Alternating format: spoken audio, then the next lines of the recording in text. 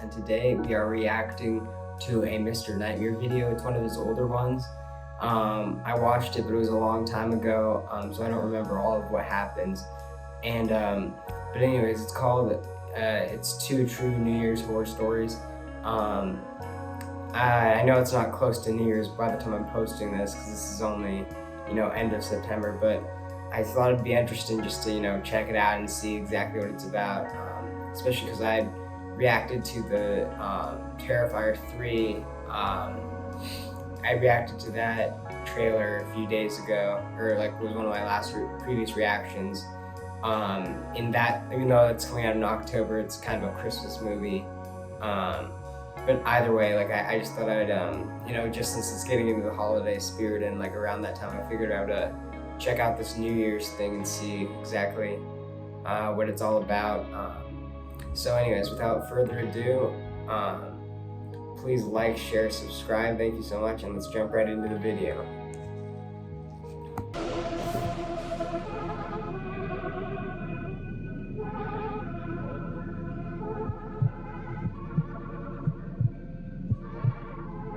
After moving to the dorms for college, I started drinking a lot more than I did in high school. It changed me. During winter break, I came back home to my parents' house to spend the holidays with my family. New Year's was just becoming a holiday that I looked forward to, since it entailed a lot of partying with other people my age. It was New Year's Eve night. My parents were out at a friend's party. I had my 2 best friends over. I'll call them Jim and Steve. That was really our hometown squad back then. We didn't have that many other friends that liked to go out. I had them over to drink and hang out while we figured out our plans for the night. Jim apparently was talking to this girl who invited him to a party across town. She told him that we could come too, so that was our plan. We downed a few shots of rum, then polished off a few cans of beer each, and we each were pretty drunk. Jim called an Uber to the address the girl gave him, and we all split it 3 ways. Jim said he never met this girl, but that they matched on Tinder a week ago, and that she was really pretty and seemed cool based on her texting style. The Uber driver pulled us up in front of some storage-looking building. This was apparently the address. At a coffee shop first or something. We were confused. Jim read the address over, and we all confirmed on our phones that this building was what came up under the address.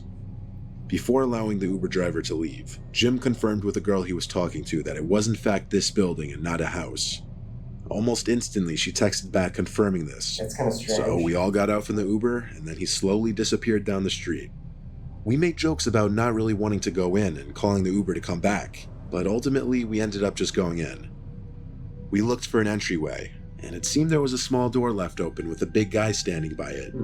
It's like we a approached bouncer him and asked if this was the party. He nodded his head and pointed in the doorway without saying a word. Pretty sketchy.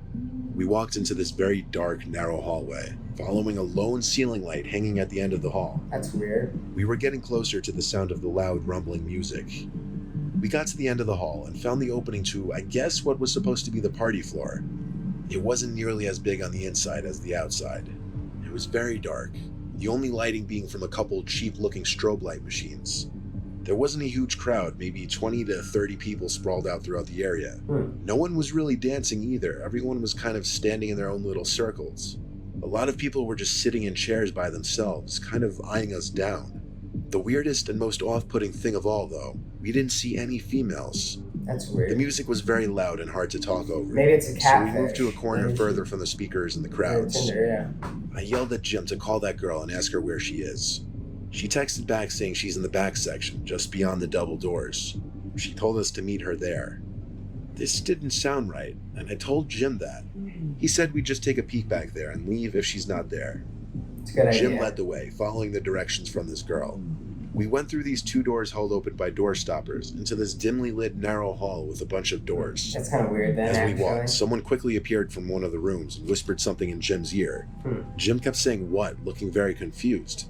Then he turned to us and waved his hand saying, "Let's just get out of here." That's weird. We didn't question it. As we walked back through that little main dance hall, I could tell we were getting looked at again. Some big guy at one of the doors tried stopping us for whatever reason. We just walked through him back down the hall we came through. We noticed he was following us, and finally Jim yelled, "Run," and started sprinting down the hall. That's when I knew shit was real. We followed, and the guy behind us yelled at the top of his lungs, "Yo, stop them." probably to the guy standing at the entry Some door. of the people wanted He him didn't out, really man. make an effort to stop us, though, when we ran back out the front door. We ran out of the little parking lot into the closest main road, where we called an Uber again. Jim explained that the dude in the hall whispered in his ear to get out of there before midnight, as they were going to trap everyone in there. That's weird. Is it like Jim didn't ask any more questions. Or he like basically just told us to haul ass out.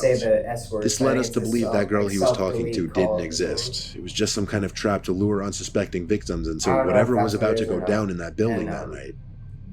We made an anonymous police report that something was going down in there that night, and that it should be investigated and shut down. We spent midnight on that New Year's sitting in my living room by ourselves. We never found out what transpired in that warehouse. Yeah, it's kind of weird.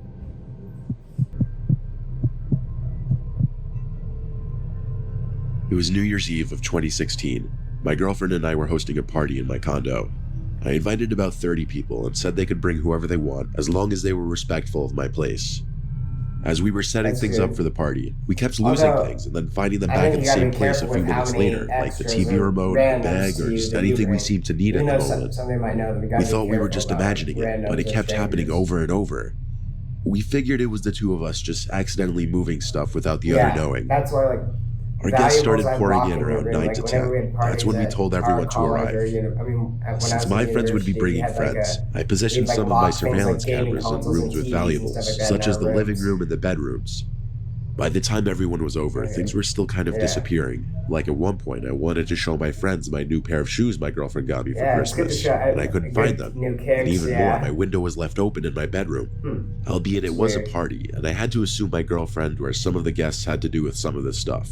But it started getting weird. Keep it locked, Nevertheless, the condo was crowded, and I didn't have much time to be worrying about this stuff. I told myself I'd check the surveillance footage after the party, or if things persisted, I'd check it during the party. There were a handful of faces I didn't recognize, but I met most of them through whichever friends brought them over. That time of the night that people either can't wait for or dread finally came, and we all started to gather around the TV to watch the ball drop in Times Square. That's always fun. I looked around the room and noticed some tall guy in a black trench coat facing the wall opposite the TV. He was looking down at the couch doing something. I was about to ask my friend Alan if he knew who that was, but everyone started counting down, so I turned my attention to that and joined in. Everyone yelled Happy New Year and all that, and anyone who came as a couple got their New Year's kiss. And when everyone settled down a bit, I realized that tall guy wasn't in the room anymore. That's weird. I asked Alan if he knew who that tall guy was, and he said, yeah, that's Tom's friend. So that was that. One of my friend's girlfriends eventually came downstairs and said whoever the guy in the trench coat wasn't leaving the bathroom. I told her it was Tom's friend, and to just use the master bedroom bathroom, so she went back upstairs. Eventually the clock hit 2 a.m., and that's when things were dwindling down and people were starting to make their exits. When everyone was gone, my girlfriend and I said we'd clean up tomorrow. However, we did a quick inspection to make sure nothing was stolen. Her bag was gone completely this time, so was one of my expensive watches. I rushed to our bedroom to pause the video cameras so I could download the footage and play it back. We started watching for the time guests started to arrive. I had it on fast forward, and we just skimmed all 3 cameras. Eventually, we noticed Tom's friend in the trench coat in the guest bedroom, going through our stuff. I paused the footage in a fit of rage. I cut the footage to a 30-second clip and sent it to my phone, and then texted Tom immediately. I said, "Your friend stole shit from my apartment, bro." He texted back, "Dude, no way, what do you mean?" Then I sent him the footage. A minute later, he texted back, "Who the hell is that? I don't know who that is." I wrote back, "I was told that was your friend." Once again, he said, "Dude, I don't know that guy." My girlfriend and I got nervous now, so I went on the texting screen, texting all my friends who came, asking if they knew that person. From everyone who was still awake, we got a bunch of no's, so we went to finish the video footage, following the guy in the trench coat. He made his way into our bedroom, opened the door, then started dropping some of our belongings out the window, including my girlfriend's bag. I felt like the room was spinning and my heart was in my throat. Then, the man in the video quickly turned around as if he heard someone coming up the stairs, and he crawled under the bed. We sped through the rest of the video footage, but he never got out from under the bed. Under the bed that we were currently sitting on using the laptop. I saw the fear in my girlfriend's eyes, and her temptation to scream, but I covered her mouth with my hand and whispered in her ear, "Run on the count of 3. But she couldn't help it. She let out a cry. So I had to yell at her and just run out of the room. I pushed her off the bed and followed close behind. I took a look under the bed before slamming the door shut, and I saw him down there under the bed. We made eye contact. It was an indescribable moment. We called the cops in the kitchen, both grabbing big kitchen knives. Police made it to my condo in like 3 minutes, but by that time the intruder was gone, and our bedroom window was once again open.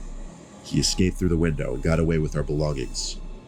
I handed over the video footage files to the police department, and they would review it. So those were 2 crazy videos. I definitely was thinking to myself, or if I was the people like who had the house in the second one, who had the house party, I know like it's probably not as feasible to do it if it's only you and like your girlfriend or your wife, but if you have multiple roommates, you like should have somebody like run door and like only have like invite only.